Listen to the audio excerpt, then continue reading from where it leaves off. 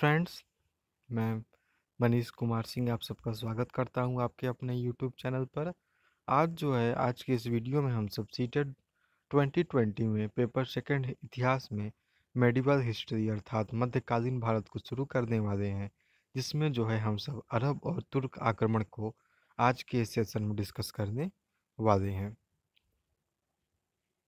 तो चलिए शुरू करते हैं आज के इस सेशन को। सबसे पहले जो भारत पर आक्रमण हुआ था वो अरबों का आक्रमण हुआ था।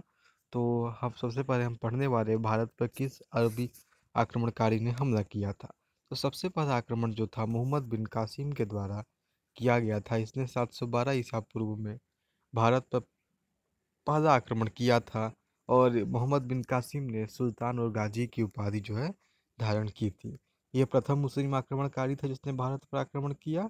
इसके अलावा ये कोई शासक नहीं था, यह अरब शासक जो था अल हज्जाज का ही सेनापति हुआ करता था। ठीक, तो यहाँ एक चीज़, दो तीन चार चीज़ यहाँ पे पॉइंट क्लियर होते हैं। सबसे पहली बात, मोहम्मद बिन कासिम की उपाधियाँ क्या क्या थी। तो इसने सुल्तान और गाजी की उपाधि धारण की थी। यह प्रथम मुस्लिम अरब आक्रमणकारी हुआ करता था और यह कोई शासक नहीं था, बल्कि यह अरब शासक अल हज्जाज का ही क्या था, सेनापति था। इसने सबसे पहले 712 ईस्वी में मोहम्मद बिन कासिम ने देवल के राजा दाहिर को हराकर सिंध पर अधिकार किया था। इसका पहला आक्रमण किस पर इसने किया था? तो इसने अपना पहला आक्रमण जो था देवल के राजा दाहिर पर किया था।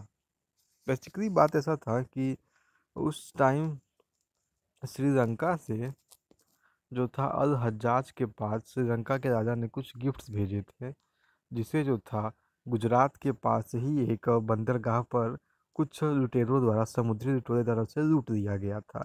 जिस पर अल हज्जाज ने राजा दाहिर से कहा कि आप उन लुटेरों को ढूंढिए तथा उन्हें सजा दीजिए और मेरे जो सामान, जो मेरे गिफ्ट्स थे, जो श्रीलंका के राजा ने मुझे भेजे हैं, मुझे वापस करिए। क्योंकि राजा दाहिर नहीं मानते इस बात को और उन्होंने साफ मना कर दिया कि उस आक्रमण में हमारा कोई हाथ नहीं था। और तो इसी बात से क्रोधित होकर अल हज्जाज ने अपने सेनापति मोहम्मद बिन कासिम को ही भारत पर आक्रमण करने भेजा, ताकि वो राजा दाहिर को हराकर अपने इस अपमान का बदला ले सके। तो बस कहानी इतनी सी। 712 ईस्वी में मोहम्मद बिन कासिम भारत आता है। सिंध पर इसने पहला अधिकार किया। उस राजा का नाम था राजा दाहिर और उसका राजधानी का नाम था देवल, तथा जिस जगह पर पहला अधिकार जमाया उस जगह का नाम था सिंध। उसके बाद मोहम्मद बिन कासिम भारत पर ही शासन करने लगता है तथा इसने दो तीन महत्वपूर्ण कार्य करवाए थे। इसने जो थे दिरहम दिरहम नामक स्वर्ण सिक्के चलवाए थे। जो गोल्डन कॉइन्स हुआ करते थे उसका नाम था दिरहम। मोहम्मद बिन कासिम फर्स्ट अरब आक्रमणकारी, इसी ने ही दिरहम नामक स्वर्ण सिक्के चलवाए थे। इसके अलावा इसने गैर मुस्लिमों पर गैर मुस्लिमों पर जजिया कर लगवाया था। जजिया कर क्या होता है? जजिया कर बेसिकली जो होता है एक प्रोटेक्शन टैक्स होता है, जो कि नॉन मुस्लिम्स को देना पड़ता है ताकि उन सब की रक्षा की जा सके इन्हीं लोगों के द्वारा। पर एक अच्छी बात ये थी कि जो जजिया कर था वो ब्राह्मणों, विधवाओं तथा विकलांगों पर लागू नहीं हुआ करता था। ठीक, तो मोहम्मद बिन कासिम से जो परीक्षा में सबसे महत्वपूर्ण प्रश्न बन सकता है वो यही प्रश्न बनेगा कि सबसे पहले गैर मुस्लिमों पर जजिया कर किसने लगवाया था। तो इसका सही जवाब होगा मोहम्मद बिन कासिम। ठीक, और इसने सबसे पहले किस राजा पर आक्रमण किया? तो इसने राजा दाहिर पर आक्रमण किया और सिंध पर अधिकार करने के पश्चात इसने स्वर्ण सिक्के चलवाए थे, जिसका नाम दिरहम हुआ करता था। ब्राह्मण, विधवाओं और विकलांग तीन पर इसने जो था जजिया कर लागू नहीं करवाया था। ठीक, उसके अलावा भारत में अरबी घोड़े, खजूर की खेती और ऊँट पालन की शुरुआत मोहम्मद बिन कासिम के द्वारा ही की गई थी। और इसके बाद इसने चरक संहिता, जिसकी रचना चरक ने की थी, तथा पंचतंत्र, जिसकी रचना विष्णु शर्मा ने की थी, उसका अरबी भाषा में अनुवाद करवाया था। तो मैं यहाँ देखो, चरक संहिता के रचयिता का नाम क्या था? चरक था। और पंचतंत्र जो थे वो विष्णु शर्मा द्वारा रचित कहानी थी।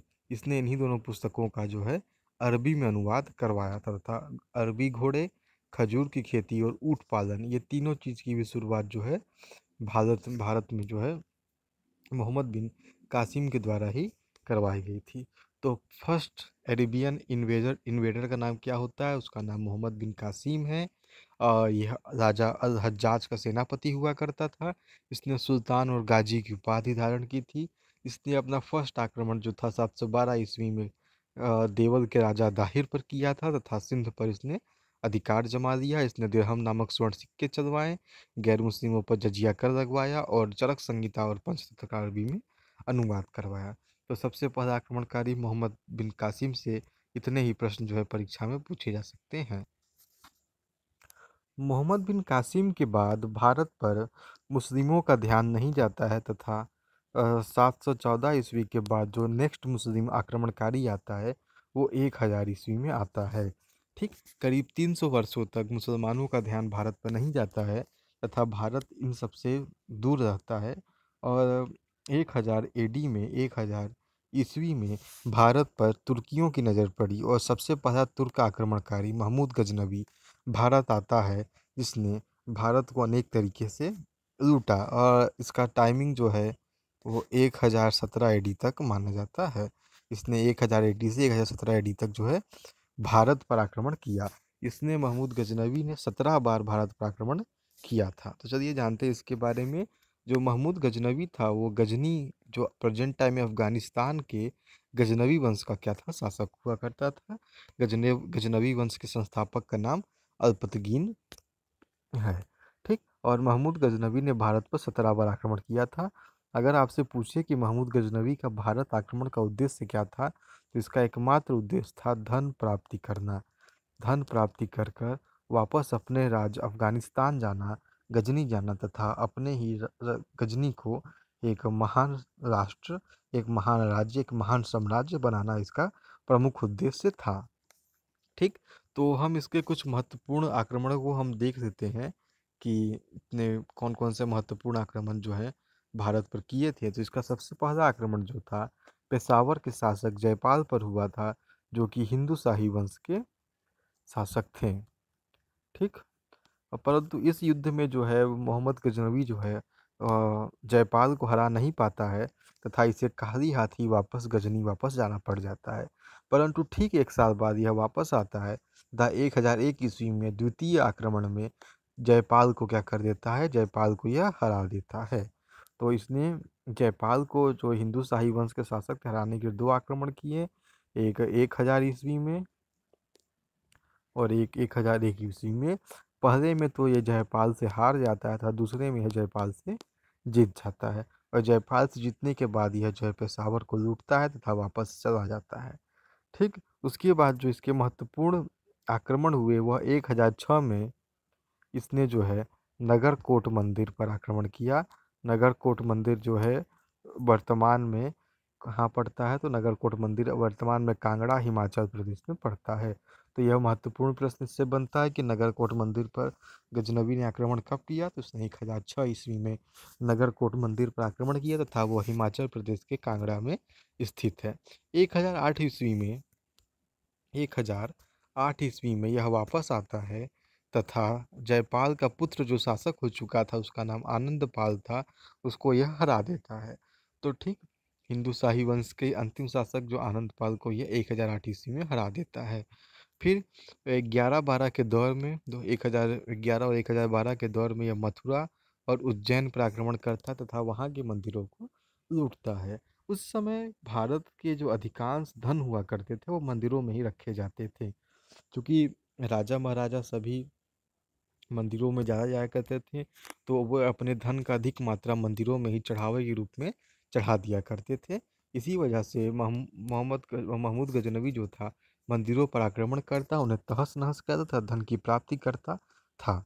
1014 ईस्वी में इसने थानेश्वर महादेव मंदिर पर आक्रमण किया, जो कि थानेश्वर हरियाणा में ही स्थित है। इसका जो सबसे महत्वपूर्ण आक्रमण जो इसने किया, इसका 1025 ईस्वी में गुजरात पर जो इसने सोमनाथ मंदिर पर आक्रमण किया था, वह महमूद गजनवी का सबसे महत्वपूर्ण आक्रमण माना जाता है। यह जो था इसका 16वां आक्रमण था, जो इसने गुजरात के सोमनाथ मंदिर पर किया था। उस समय गुजरात का शासक भीम प्रथम हुआ करता था, जो कि चालुक्य वंश का शासक था तथा ये जो था अपने राज्य को छोड़कर भाग जाता है अपनी जान बचाकर। गजनवी जो है सोमनाथ मंदिर पर आक्रमण करता है। ना सिर्फ धन लूटता है, धन तो लूटता है, इसका उद्देश्य यही था। धन लूटता है, वहाँ के मंदिर को पूरी तरह से ध्वस्त करवा देता है, शिवलिंग को तोड़ देता है एवं वापस अपने राज्य की ओर लौट जाता है। अब बेसिकली देखा जाए, इतिहासकार ऐसा मानते हैं कि महमूद गजनवी धन प्राप्ति के साथ साथ भारत में मंदिरों को तोड़ता भी था एवं मुस्लिम धर्म का प्रचार भी किया करता था। 1027 ईस्वी में इसका 17वां और अंतिम आक्रमण जो था वह जाटों पर किया गया था, जो कि इसने 1027 ईस्वी में किया था। इसकी मृत्यु जो है, महमूद गजनवी की मृत्यु 1030 ईस्वी में हो जाती है तथा एक आक्रमणकारी जो है दुनिया को छोड़कर चला जाता है। 1000 एडी से 1017 एडी तक, 1000 एडी से 1000, सॉरी एक सेकेंड, 1017 एडी तक महमूद गजनवी का शासनकाल। गजनवी वंश का शासक, इसके संस्थापक अल्पतगीन। 17 बार भारत पर आक्रमण। पेशावर पर पहला आक्रमण, जयपाल पर फर्स्ट आक्रमण हार जाता, दूसरे में जीत जाता। 3 महत्वपूर्ण आक्रमण इसके द्वारा किए गए: नगरकोट मंदिर 1006, स्थानेश्वर महादेव मंदिर 1014 तथा सोमनाथ मंदिर 1025। महमूद गजनवी जो है अपने साथ 2 लेखकों को भी लेकर भारत आता है, जिन्होंने कुछ महत्वपूर्ण पुस्तक लिखी, जिससे जो है इसके बारे में हमें जानकारी प्राप्त होती है। फर्स्ट लेखक जो था वह, उसका नाम था अलबरूनी। अलबरूनी जो है भारत आता है तथा एक पुस्तक तहकीक-ए-हिंद या उसी का दूसरा नाम किताब-उल-हिंद ही है। तो अलबरूनी जो है इन्हीं 2 किताबों के बारे में लिखता है। उसके बाद इसका एक दरबारी कवि भी भारत आया था, जिसका नाम फिरदौसी था। फिरदौसी ने शाहनामा या चचनामा की रचना की, जो कि महमूद गजनवी के बारे में जानकारी का प्रमुख स्रोत हुआ करता था। परीक्षा में आपसे अगर पूछे कि महमूद गजनवी का भारत आक्रमण का उद्देश्य क्या था, तो उसका उद्देश्य जो था वो धन प्राप्ति करना था।